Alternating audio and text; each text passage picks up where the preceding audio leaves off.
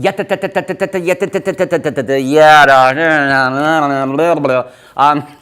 say that art reflects life.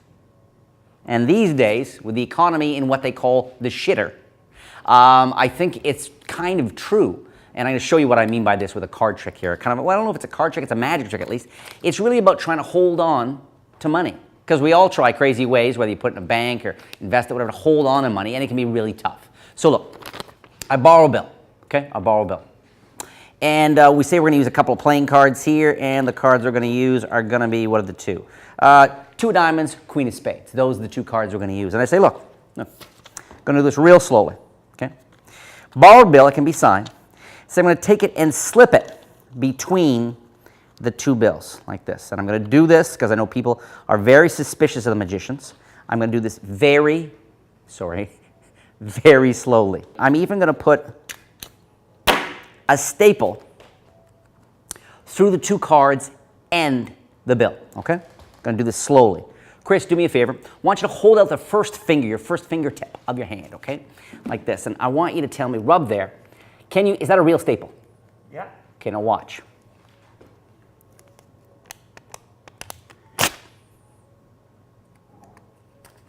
Just like that. The bill pulled out from between the two cards, and what's absolutely sweet about this trick is this is a borrowed bill, and not only can these two stapled cards be closely examined, you can give this pair out as an awesome souvenir. Get a face card and a spot card, okay?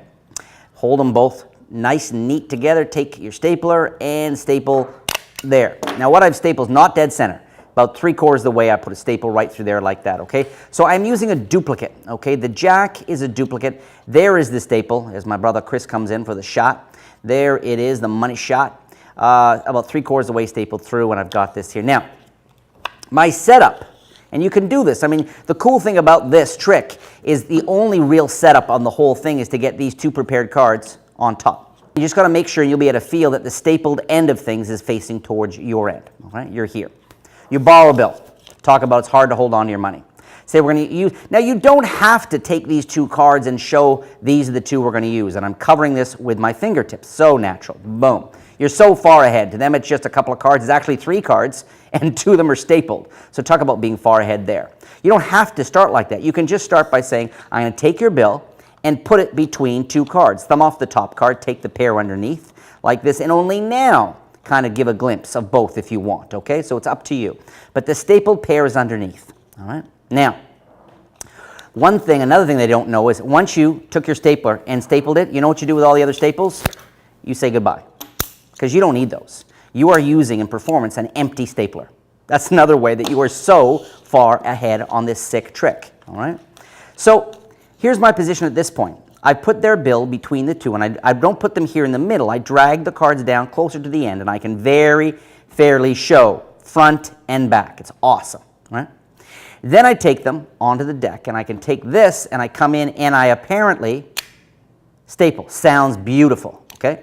Now, because of the back design, people can't see there's no staple there, and what you do is you do this, this, and immediately I come over, cover with my thumb and finger, and now when I show both sides, I'm going to make sure they can see the staple there. So all the conditions of this perfect assassination are there. There's the staple. There are the 2 cards. There's the bill. Now, this is really the one sleight you're going to do in the whole thing, the one move.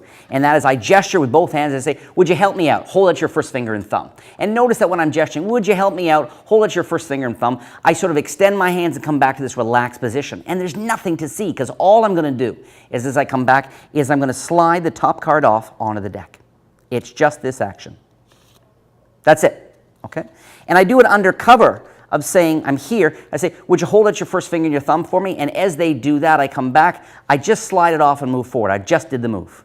I stole it off. I come forward again in kind of a large action. Here, have them rub the edges of this. And now when I'm going to pull this, when I pull this like this, I do, and I've used this on a couple of tricks on this channel, I go a little sound, and boy, it adds so much. They don't think it's torn. They know it has to be torn. There's no other way. You hand the bill to someone, you immediately prop these 2 open and bend them enough that they stay open, and you have all this sweet evidence.